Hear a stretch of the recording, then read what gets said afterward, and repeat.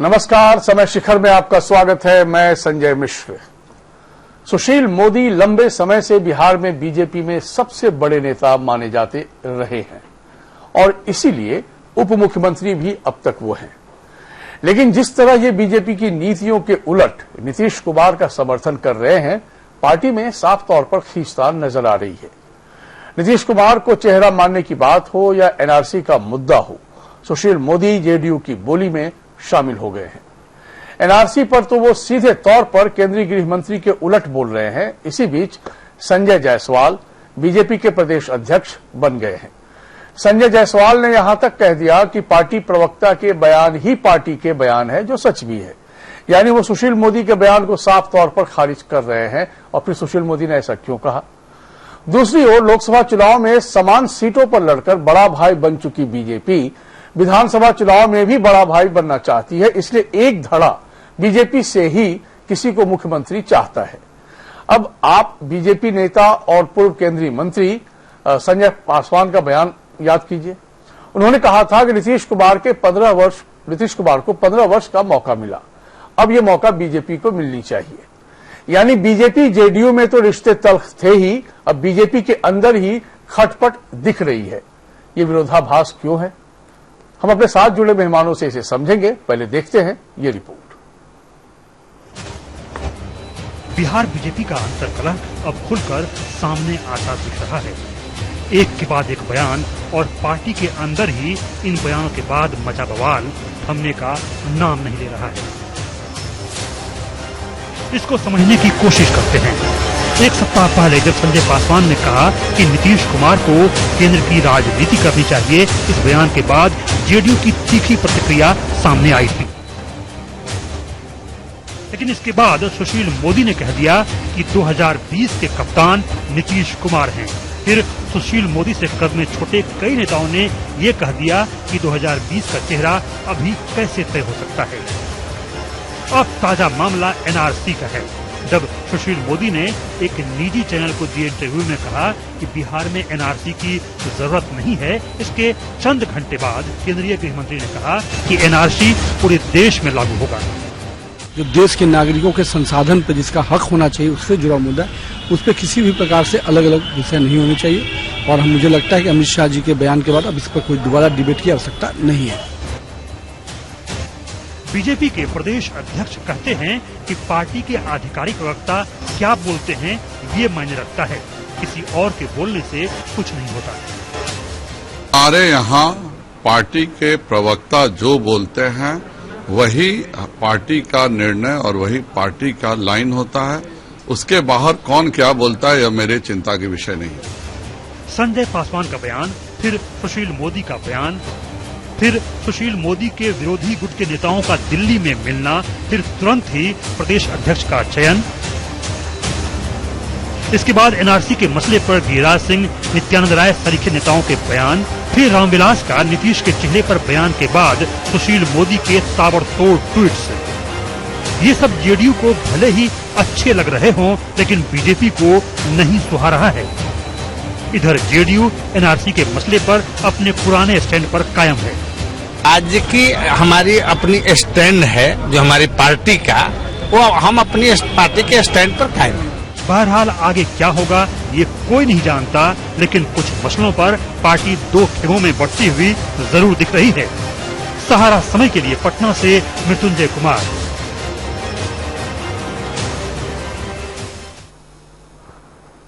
Sanjay Jaiswal BJP के बिहार के प्रदेश अध्यक्ष बने। मौजूदा समय में इनका प्रदेश अध्यक्ष होना आखिर क्या कहता है, आइए इसे समझने की कोशिश करते हैं। बड़ा सवाल ये है कि केंद्रीय नेतृत्व संजय जायसवाल को अध्यक्ष बनाकर बिहार में क्या साधना चाहता है। बीजेपी के वरिष्ठ नेता लगातार सुशील मोदी पर निशाना साध रहे हैं, जब से उन्होंने नीतीश को कप्तान घोषित करने वाला ट्वीट किया है। बयान के घमासान के बीच काफी सोच समझकर संजय जायसवाल को प्रदेश अध्यक्ष का कमान दिया गया है। इसके पीछे आखिर क्या माजरा हो सकता है? क्या इसे सुशील मोदी खेमे की कामयाबी मानी जा सकती है? जानकारों की माने तो इस बार ऐसा कुछ नहीं है। दरअसल संजय जायसवाल को अध्यक्ष बनाकर सबसे पहले बीजेपी ये साबित करना चाहती है कि बीजेपी सिर्फ सवर्णों की पार्टी नहीं है, यानी लगातार दूसरी बार पिछड़े के हाथ में प्रदेश का कमान देकर केंद्रीय नेतृत्व पार्टी को सवर्णों के ठप्पे से मुक्ति दिलाना चाहती है। संजय जायसवाल को बतौर प्रदेश अध्यक्ष की नियुक्ति का सीधा मतलब बिहार में अपने सत्ता के साझेदार को साफ साफ संदेश देना भी है। संजय जायसवाल जी एक कुशल नेतृत्व करता है और लगातार 3 टर्म से सांसद हैं। निश्चित रूप से उनके अनुभव का और उनके कार्यशैली का और व्यवहार का लाभ मिलेगा पार्टी। जरा याद कीजिए कैसे लोकसभा चुनाव के दौरान टिकट बंटवारे में पिछड़ों की पार्टी होने में जेडीयू ने बाजी मार ली थी। जेडीयू ने 17 टिकट में से 16 पिछड़े वर्ग के उम्मीदवारों को दिया था। दूसरी तरफ परोक्ष रूप से बीजेपी पर सवर्णों की पार्टी होने का राजनीतिक ठप्पा लग गया था। पार्टी के अंदरूनी सूत्रों की माने तो संजय जायसवाल को अध्यक्ष बनाकर सुशील मोदी को ही साधने की तैयारी की गई है। सर्वविदित है कि वर्तमान में सुशील मोदी बिहार बीजेपी के सबसे बड़े चेहरे के तौर पर 2.5 दशकों से स्थापित नेता हैं। लेकिन वर्तमान परिस्थितियों में सुशील मोदी का दिल्ली के लोगों से दिल मिलता नहीं दिख रहा है। ध्यान देने की बात है कि बीजेपी को वैश्यों की पार्टी भी कहा जाता रहा है। बिहार में वैश्य नेता के तौर पर सुशील मोदी की एक अलग पहचान है। संजय जायसवाल का अध्यक्ष बनाया जाना कहीं बिहार के मोदी की पहचान छीनने की कवायद तो नहीं है। सहारा समय के लिए पटना से मृत्युंजय कुमार। बीजेपी के प्रदेश अध्यक्ष संजय जायसवाल से हमारे सहयोगी ने खास बातचीत की। हम वो आपको वो हिस्सा बाद में दिखाएंगे, अब चर्चा में शामिल हो लेते हैं। हमारे साथ इस वक्त कई मेहमान जुड़ चुके हैं पटना स्टूडियो में। इस वक्त निखिल मंडल, आप आधिकारिक प्रवक्ता हैं जेडीयू के, आपका बहुत स्वागत है। रामविलास जी, आप हम के आधिकारिक प्रवक्ता हैं, आपका बहुत स्वागत है। डॉक्टर संजय कुमार, आप राजनीतिक विश्लेषक हैं, आपका बहुत स्वागत है। और हमारे साथ केंद्रीय स्टूडियो में बीजेपी के आधिकारिक प्रवक्ता आनंद झा, आपका बहुत स्वागत है। तो आनंद जी, हमें जरा समझाइए कि आखिर बयानों के इस दौर में सुशील मोदी जी जो सीनियर मोस्ट नेता हैं बिहार बीजेपी में, जो डिप्टी सीएम भी हैं, उनके बयान जो बीजेपी के अपने आधिकारिक बयान है, जो स्टैंड है बीजेपी का, उससे अलग क्यों हो रहा है? देखिए, बीजेपी का जो आधिकारिक बयान है जी, वो उससे अलग नहीं है। वो सरकार के बयान से हो सकता है कि दे रहे हों, वैसे मैंने बयान सुना नहीं है। एनआरसी को लेकर बहुत सीधा मैं आपसे सवाल सीधा दोहरा ही देता हूँ। हाँ। एनआरसी के मुद्दे पर बीजेपी का स्टैंड है ये कि पूरे देश में एनआरसी का मुद्दा है, उसमें बिहार भी शामिल है और उसको लेकर तमाम कवायदे भी चल रही है। लेकिन इधर एनआरसी को लेकर सुशील मोदी जब खारिज करते हैं कि नहीं, बिहार में एनआरसी की जरूरत नहीं है, तो इसे किस रूप में देखा जाए? नहीं, मैं एक चीज आपको बताना चाहता हूं कि एनआरसी के मुद्दे पर में या बांग्लादेशी को बिहार से निकाला जाए, इस मुद्दे पर में किशनगंज में एक बार बड़ा आंदोलन हुआ था और हम लोग छात्र जीवन में सुशील मोदी जी के नेतृत्व में ही वहां पहुंचे थे। तो मुझे ये भी बयान मुझे नहीं मालूम है, लेकिन मुझे लगता है कि जो भी इस तरह का बयान आया है वो किस परिस्थिति में और क्या बात है मैं नहीं समझ रहा हूं। लेकिन मैं एनआरसी वाले मुद्दे पर हम लोगों का पहले से ही स्टैंड रहा है कि भारतीय जनता पार्टी की जब सरकार आएगी या हमारी सरकार आएगी तो हम बांग्लादेशी जो भी बिहार में बसे हुए हैं या जो भी अनधिकृत रूप से बाहरी आके बसे हुए हैं उनको हम लोग निकालेंगे। हमारा जो संसाधन है, हमारी जो जमीन है, हमारा जो सोर्स है, रिसोर्स है, उस सब पर में ज्यादा से ज्यादा वहां के स्थानीय लोगों को मिल सके। ये कमोबेश पूरे भारतवर्ष में ये पार्टी के स्टैंड से तो पूरा देश वाकिफ। जी जी। लेकिन आपके सुशील मोदी जी क्यों अनभिज्ञ हैं? सवाल तो यही है बस। मुझे इस विषय की विशेष जानकारी नहीं है, मैं ज्ञात नहीं है कि क्या उनका स्टेटमेंट है। लेकिन मैंने कहा ना कि सुशील जी के नेतृत्व में हम लोग किशनगंज में एक आंदोलन में शरीक हुए थे जिसमें बांग्लादेशियों को यहां से निकाला जाए, जो अनधिकृत रूप से यहां आके बस गए हैं उनको निकाला जाए। और किशनगंज में बड़ा कार्यक्रम हुआ था, लगभग हम लोग 20,000 से अधिक पूरे बिहार से छात्रगण पहुंचे थे। तो इसलिए मुझे नहीं लगता है कि आप उस दौर को याद कर रहे हैं जिस दौर में ऐसा हुआ था, लेकिन हम तो वर्तमान की बात करें जिस दौर में ऐसा बयान आ रहा है।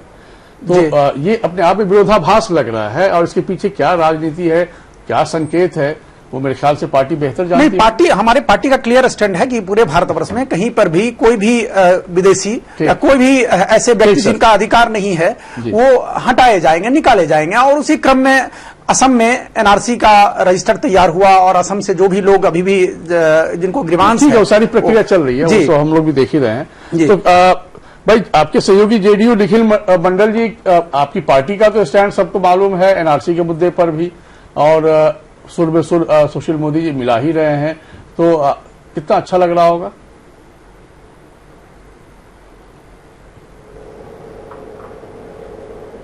नहीं, देखिए, कितना अच्छा लगने की बात नहीं है, जो वास्तविकता है। देखिए, एनआरसी को लेकर पूरे देश में अलग अलग बातें हो सकती है, लेकिन बिहार के संदर्भ में ये स्पष्ट है कि ना कोई ऐसा आंकड़ा है, ना ऑफिशियली कभी किसी गवर्नमेंट की तरफ से कोई आंकड़ा जारी किया गया है, और ना हमें कोई इंफॉर्मेशन है कि इस तरह के आंकड़े हैं जिसके तहत बिहार में एनआरसी की जरूरत पड़े।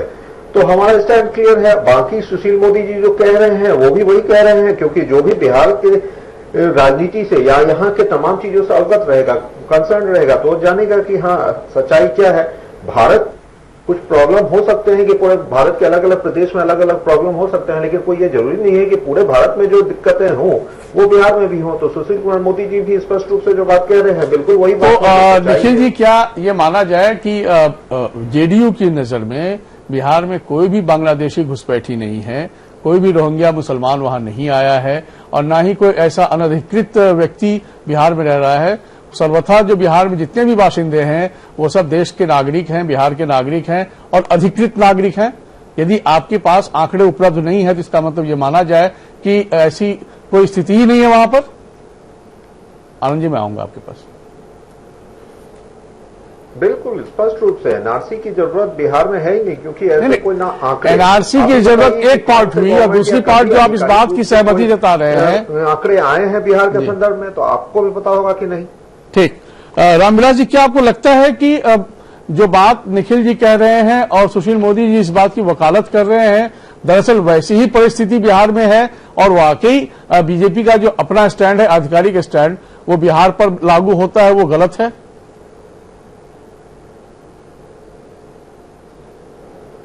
देखिए, निखिल जी मंडल जी के बहुत हद तक बातों से मैं सहमत हूं, लेकिन कुछ बातें सोचनीय है कि मोदी जी अगर इस समय किशनगंज में बड़े भाई ने कहा कि हमने आंदोलन किया था और वहां के बंगलावासियों को निकालने के लिए, तो जब आपको निकालने की अगर मोदी जी का पहले से प्रोग्राम था तो उनका राशन कार्ड क्या बनाए, इंदिरा आवास क्यों बना दिया, बिजली का लाइन क्यों दे दिया, वोटर लिस्ट में नाम क्यों दिया, जब आपका निकालने का ही प्रोग्राम था? तो ये सब जो गरीबों को, जो यहाँ भारत में रहे, वो नागरिक जो है, जो वो पट्टी में गरीब सुविधा जो रहने बेरोजगार रह रहे हैं, उनको हटाने की एक साजिश है। और जहां तक मुझे अपना व्यक्तिगत विचार है कि ये नीतीश कुमार जी के कंधे पर रखकर बंदूक छोड़ने की एक साजिश है। मेरा अपना विचार व्यक्तिगत ये होगा। नहीं तो अगर ये सब सारी योजनाएं थी और उन्होंने आंदोलन किया था, तो सारी योजनाओं को, सरकार की योजना को लाभ देने की क्या उचित था? उन लोगों को लाभ नहीं देते, मान लिया गया, कनेक्शन नहीं देते, रामविलास जी राशन कार्ड नहीं बनाते। नहीं, तो ठीक है ना, जो आपने उनको बनाया। भाई 15 वर्ष से एनडीए की सत्ता है, बीच के एक कालखंड को यदि हम छोड़ दे, छोटा सा कालखंड, तो लगभग 13-13.5 वर्ष का कालखंड रहा है बीजेपी का और जेडीयू का ही बिहार में। तो सत्ता में आने के बाद संभवतः ये नहीं माना जा रहा होगा कि ये लोग अनधिकृत हैं। तो डॉक्टर संजय कुमार, ये जो बयान सुशील मोदी जी का बार बार बिहार के मसले पर इस तरह के बयान आ रहे हैं, एक तो कुछ दिन पहले लीडरशिप को लेकर उनका एक सेपरेट बयान था और फिर पार्टी के अन्य नेताओं का एक बयान था, एनआरसी के मुद्दे पर उनका बहुत साफ साफ बयान है, अमित शाह जी का भी अपना एक बयान चल रहा है, और बीजेपी का अपना आधिकारिक स्टैंड तो है ही। तो इसको किस रूप में देखा जाए, विरोधाभास के रूप में, या कुछ पकड़ा है, कुछ चल रहा है, या फिर ये माना जाए कि नहीं ऐसी कोई बात नहीं?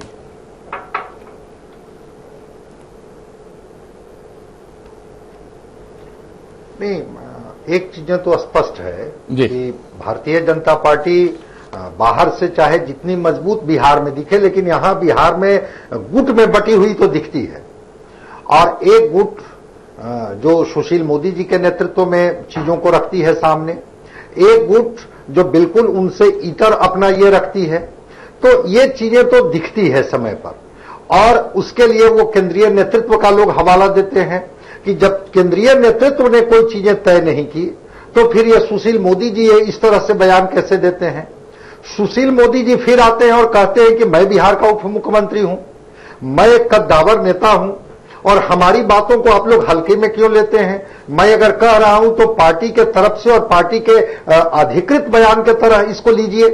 तो स्वाभाविक है कि उन्हीं के पार्टी के नेताओं के जो बयान है वो एक दूसरे को कंट्राडिक्ट करता है और चीजें एक कंफ्यूजन क्रिएट करता है, जिसके लिए आप कह रहे हैं कि एक विरोधाभासी स्वर दिखता है। रह गई बात कि चाहे 2020 का चेहरा की बात हो, चाहे एनआरसी का मामला हो, अब आप देखेंगे तो चीजें स्पष्ट नहीं दिखती है कि क्या सुशील कुमार मोदी जी जो बोल रहे हैं वह पार्टी का अधिकृत बयान है या उसी को मान लिया जाए कि नहीं।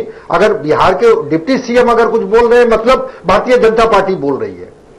तो अगर ऐसा नहीं है तो फिर ये तो भारतीय जनता पार्टी बेहतर तरीके से बता पा रहे हैं आपसे कि हमारे सांगठनिक तौर पर जो चीजें बयान के आपने बिल्कुल सही पकड़ा है और यही बुनियादी सवाल भी है, या सुशील मोदी जी कहते हैं उसको माने। ठीक बात। आनंद जी, दरअसल यहीं पर आकर प्रश्न उठता है। एक चीज मिश्रा जी, मैं एक चीज कहना चाहता हूं। हाँ प्लीज।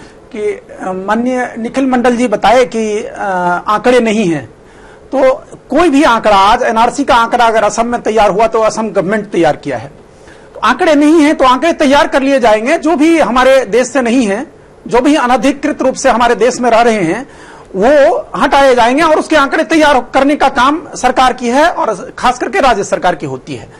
और रामविलास जी बोले कि गरीब गुरबा के अधिकार को हटाना चाहते हैं, तो रामविलास जी आप एक चीज जान जाइए, सुनिए, आंकड़े नहीं है तो आंकड़े तैयार किए जाएंगे और आंकड़े तैयार हो जाते हैं। आंकड़े तैयार करने की जिम्मेदारी सरकार की होती है, राज्य सरकार की होती है। और आज भी असम में जो हुआ है राज्य सरकार ने किया है। और रामविलास जी को मैं बताना चाहता हूं, सुनिए रामविलास जी बताना चाहता हूं, आप लोगों से ही जवाब लेंगे, प्लीज धैर्य रखिएगा सर, क्योंकि सवाल आप सुनेंगे नहीं। बुनियाद पर आंकड़े तैयार होते हैं, बुनियाद पर। रामविलास जी, मैं आपको बात आप अभी बहुत अच्छी बात की है कि गरीब गुरबे के अधिकार को मारने की बात कर रहे हैं। आपको गरीब गुरबे के अधिकार की चिंता नहीं है, इसलिए किसी अनधिकृत व्यक्ति को आप अलाउ करने की बात करते हैं। भारतीय जनता पार्टी हर भारतीय नागरिक, हर व्यक्ति जो भारत का वासी है, उसकी हर सुविधा की चिंता करता है और हम उसके लिए कोई दूसरा व्यक्ति, कोई अनधिकृत व्यक्ति, कोई बाहरी व्यक्ति अगर गरीब गुरबा के अधिकार पर में हनन करता है या उसके अधिकार को छीनता है, उसकी जमीन को छीनता है, तो भारतीय जनता पार्टी तैयार है कि इस विषय को आगे तक ले जाएगा और हम अपने नागरिक को और गरीब गुरबा को, जो भी वंचित व्यक्ति हैं, उनको अधिकार दिलाएंगे। आपको भी अगर आना होगा तो आप हमारे साथ आइएगा। गरीब गुरबा की चिंता आप इस तरह बोल के कि गरीब गुरबा की अधिकार की बात भारतीय जनता पार्टी हटाने की करती है, आप मुद्दे से भटक रहे हैं। गरीब गुरबा के अधिकार के लिए आप हमारे साथ आइए कि हमारे अधिकार को, गरीब गुरबा के अधिकार को जो वंचित करता है उसको रोके। रिपीट हो रही है, लेकिन यहाँ पे मेरा सिर्फ मैं फिर उसी सवाल पर आता हूं कि जब आप बीजेपी का इतना पूरा एलानिया तरीके से आप बता रहे हैं कि ये स्टैंड है और ऐसा है वैसा है, इतनी चिंता है भारत के हर नागरिक की, आपके वरिष्ठतम नेता है सुशील मोदी जी वहां पर बिहार में, उनके बयान फिर ऐसे क्यों आ रहे हैं? और इधर जब निखिल मंडल कहते हैं कि कोई ऐसे आंकड़े ही उपलब्ध नहीं है, और तो फिर सरकार तो आप दोनों की मिलीजुली चलती रही है लंबे समय से, फिर वो आंकड़े हुए क्यों नहीं आज तक उपलब्ध? सवालों के घेरे में तो आप दोनों हैं। फिर नहीं, देखिए, काल और परिस्थिति के अनुरूप आंकड़े भी तैयार हो जाएंगे। परिस्थिति अभी है कि आंकड़े तैयार हो जाएं और अभी उचित समय है, हम आंकड़ा तैयार करवाएंगे और सरकार वहां की करवाएगी, स्थानीय सरकार ही करवाती है। निखिल जी, क्या आप लोग आंकड़े तैयार कर रहे हैं? क्या एक्चुअल स्टेटस है बिहार में नागरिकों का? देखिए, आंकड़े नहीं है का मतलब कि जब घुसपैठियां हैं ही नहीं, ऑलरेडी सब रेसिडेंट ऑफ बिहार हैं। अब सोचिए, तो फिर नए आंकड़े आप तैयार करके क्या दिखलाएंगे? जब मैं कह रहा हूं कि एनआरसी बिहार में जरूरत है ही नहीं, बिल्कुल बकवास बात है एनआरसी अगर बिहार के संदर्भ में बात होती है तो। और दूसरी बात कि इतने सारे दिक्कत अगर बीजेपी के किसी भी व्यक्ति को है इस स्टेटमेंट से, तो मुझे लगता है सबसे पहले सुशील कुमार मोदी जी के तहत उन्हें आना चाहिए, क्योंकि सुशील कुमार मोदी जी डिप्टी सीएम है और वेल इन्फॉर्म पर्सनालिटी है। एक बीजेपी में अगर आप कहेंगे कि वेल इन्फॉर्म जो डाटा के साथ बोलने वाले व्यक्ति हैं, तो निश्चित रूप से सुशील कुमार मोदी जी को माना जाता है। मुझे लगता है मुझे समझाने या जेडीयू को समझाने से पहले बेहतर होगा कि सुशील कुमार मोदी जी से डिस्कस कर ले और फिर हमारे पास आए। आनंद जी, है कोई जवाब आपके पास? नहीं, सुशील कुमार मोदी जी से जो शीर्ष नेतृत्व हैं और वो शीर्ष लीडर हैं हमारे बिहार में, और वो लोग चर्चा करेंगे और हमारा एनआरसी प्रायोरिटी है और हम पूरे भारतवर्ष में इसको इम्प्लीमेंट करेंगे। ठीक है, और उसमें जो भी अड़चन आएगी, अड़चन तो किसी भी अच्छे कार्य के लिए को आप प्रारंभ कीजिए तो अड़चन तो आती ही रहती है। जो डेविल फोर्सेज हैं वो तो एक्शन में आते ही हैं। इसमें सबसे बड़ा अड़चन तो आपके सुशील मोदी जी हैं। अब देखेंगे, सुशील मोदी जी हैं तो सुशील मोदी जी से शीर्ष नेतृत्व तो बात करेगी। रामविलास जी, दरअसल बीजेपी का बहुत साफ मानना है कि चाहे बिहार की आप बात करें, ये बात सही है, बंगाल से सटा हुआ है बिहार। ये बात भी सही है कि बांग्लादेश के बॉर्डर से भी नजदीक पड़ता है बिहार, ऐसा भी नहीं कि बिहार बहुत दूर पड़ता है। गाहे बगाहे बिहार के कोने कोने में बांग्लादेशी लोगों को देखा भी जाता है, ये भी सच है। सरकार चाहे कितना भी करे, सब बिहारी नागरिक हैं, तो इसको लेकर चूंकि हम सब भी बिहार से बिलोंग करते हैं, तो ऐसा भी नहीं कि हमारे पास कोई मंगल ग्रह का आंकड़ा हमको चाहिए। एक नजर भी बहुत कुछ देखती है, उसको सरकार यदि आंकड़े के रूप में नहीं देखती है तो फिर उसको किस तरीके से देखा जाए?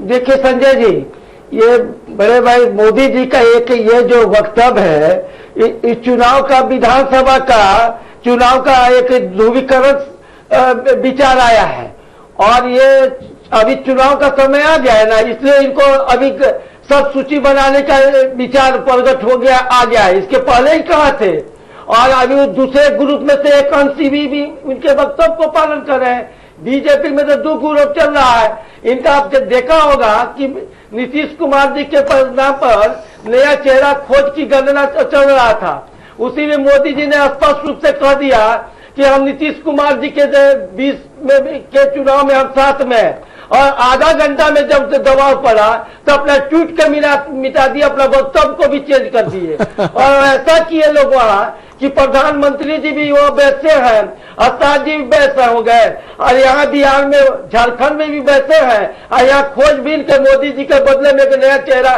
जायसवाल जी को फैसला दिया गया है। इनको पता कहाँ है, कहां से कहां बात है। नीतीश कुमार जी को ये लोग जो साजिश रचे हुए थे, उसमें ये लोग सफलता प्राप्त करने की साजिश नहीं चलेगा। बीजेपी का दूसरा कद जो पार्टी, आप अब दूसरा लाइन ले लिए हैं, वो एक अलग मुद्दा है, उस पर हम बाद में चर्चा करेंगे। ठीक, और बांग्लादेश के मामला को उठाकर और ठीक सर, बाहरी लोगों के मामला उठाकर इसका ध्यान आकर्षण अलग करना चाहते हैं। ठीक, एक इंटरव्यू देख लेते हैं, फिर चर्चा को आगे बढ़ाते हैं। हमारे सहयोगी मृत्युंजय कुमार ने बीजेपी के नए बने प्रदेश अध्यक्ष से कई मसलों पर खास बातचीत की है, उसको सुन लेते हैं। बीजेपी के नए प्रदेश अध्यक्ष की ताजपोशी हुई है, संजय जायसवाल जी है। सर, क्या बताएंगे, क्या प्राथमिकता रहेगी, चूंकि 2020 आपके सामने है?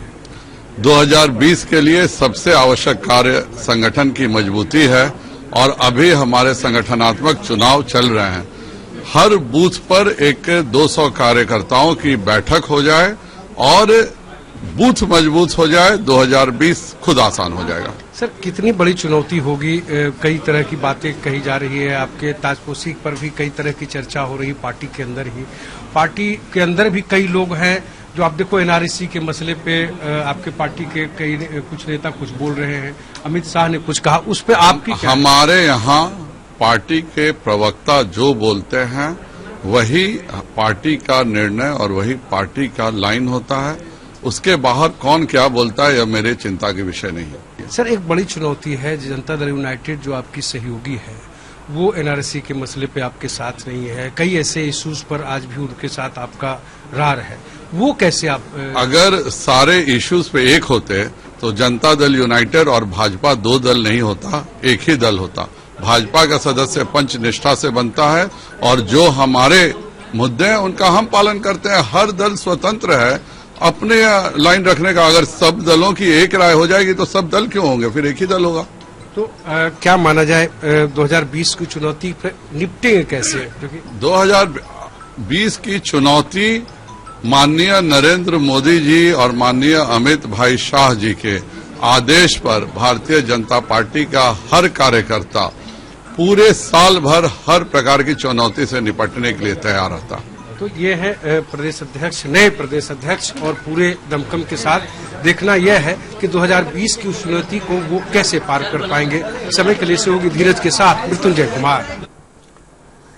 भाई, ये बात तो सही है डॉक्टर साहब, डॉक्टर संजय कुमार की। जब हमारे सहयोगी ने उनसे पूछा, संजय जायसवाल से, एनआरसी के मुद्दे पर एक बयान और एक पार्टी का अपना एक स्टैंड, तो उन्होंने बहुत साफ साफ कहा कि प्रवक्ता जो बोलते हैं वही पार्टी का बयान है, दूसरा कोई भी कुछ बोलता हो वो चिंता का विषय नहीं है। लेकिन ये बहुत ही हार्ड लाइन हो गया।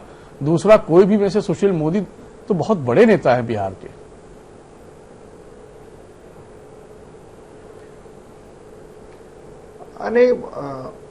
चीजों को उन्होंने थोड़ा स्पष्ट किया और उन्होंने कहा कि पार्टी की लाइन क्या है, पार्टी की दिशा क्या होगी। ये हमारे प्रवक्ता अगर जो बोलते हैं तो उसको अधिकृत मानिए।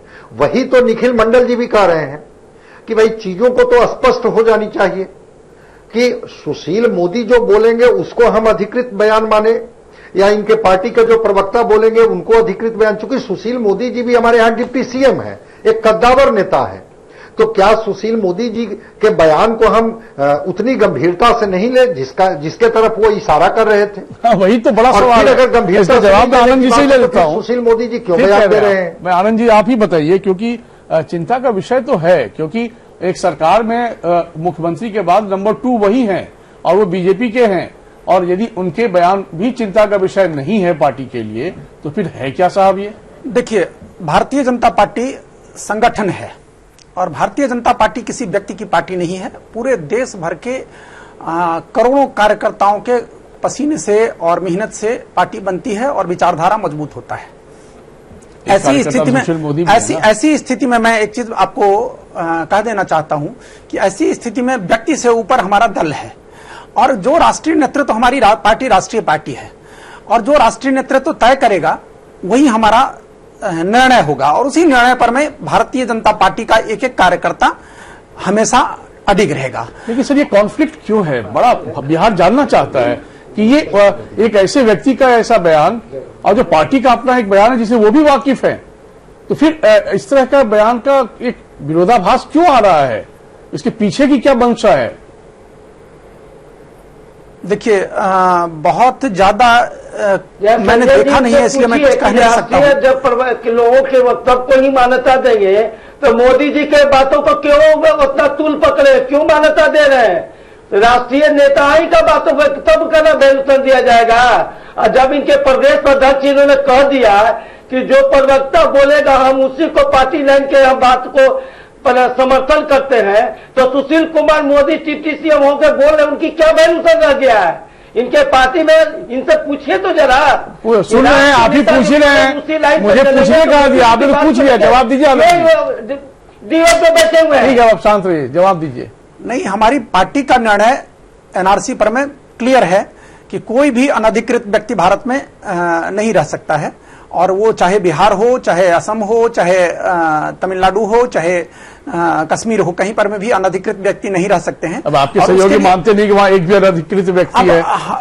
ये तो समय बताएगा। उनके साथ मिलकर आप सरकार भी चला रहे हैं। देखिए, वो समय बताएगा। और नहीं, उनका अपना स्टैंड है, वो अपने स्टैंड और पार्टी के निर्णय के साथ चलते हैं। हमारे पार्टी का क्लियर निर्णय है। सुशील कुमार मोदी जी ही नहीं मान रहे हैं, जो तो मान रही सुशील जी मान रहे हैं कि नहीं, ये मैं एक चीज कहना चाहता हूं कि सुशील कुमार मोदी जी का अपना क्या व्यक्तित्व है, और मतलब ये तो पूरे बिहार जानता है कि बहुत बड़ा व्यक्तित्व है, और किस स्थिति में क्या स्टेटमेंट दिया है मैंने नहीं देखा है, मैंने नहीं जाना है, इसलिए मैं अभी उस पर मैं कुछ नहीं कहना चाहता हूं। लेकिन माना कि वही स्टेटमेंट है जो हम लोग कह रहे हैं, जो कि है भी, तो फिर आप क्या कहेंगे? चला है, आपने देखा नहीं? नहीं, तो बिना जाने मुझे कहा चले आते हैं डिबेट पे? अरे अब कह दीजिए मोदी जी को, अब नया चेहरा उनको आप रामविलास जी, आपको समझाने के लिए कि आप गरीब गुरबा की बात करते हैं और छद्म देश में जीते हैं, फालतू की बात करते हैं। आप हम के प्रवक्ता हैं कि मतलब क्या बोलते हैं, इसका कोई आधार है? सरकार के साथ क्या बात करते हैं आप? चलेगा अब इस गरीब गुरबा के अधिकार के हनन करने वाले के संरक्षण में उतरते हैं और कहते हैं कि गरीब गुरबा की बात करते हैं।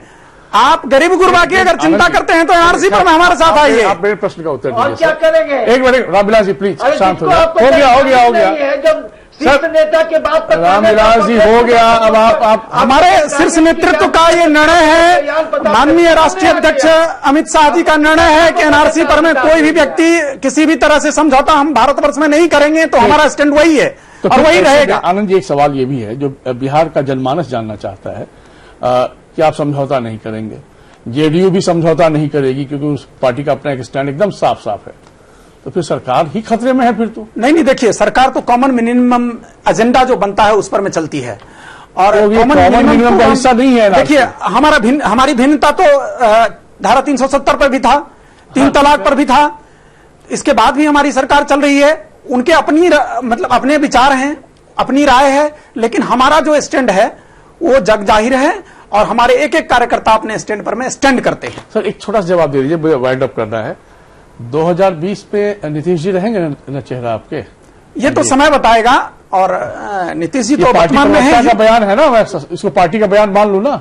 ये तो समय बताएगा निश्चित रूप से। चलिए भाई, समय बताएगा। बहुत धन्यवाद निखिल जी आपका, बहुत धन्यवाद रामविलास जी आपका, बहुत धन्यवाद डॉक्टर संजय कुमार आपका, बहुत धन्यवाद बीजेपी के आधिकारिक प्रवक्ता आनंद झा जी आपका। विरोधाभास तो है, अब ये विरोधाभास को किस मायने में कैसे परिभाषित करे, ये निर्भर करता है बीजेपी के शीर्ष नेतृत्व पर। और ये भी देखना होगा कि सुशील मोदी जी का बयान यूं ही हल्के में तो नहीं आप खारिज कर सकते हैं, क्योंकि बिहार के वो उप मुख्यमंत्री हैं और उन्होंने यदि वो मिलता जुलता स्टैंड के साथ अपना बयान को जारी रखा है, जो कि नीतीश कुमार और जेडीयू का अपना स्टैंड है कि बिहार में एनआरसी की जरूरत नहीं है, तो शीर्ष नेतृत्व समझे कि बिहार में वाकई जरूरत आखिर किसकी है। नमस्कार।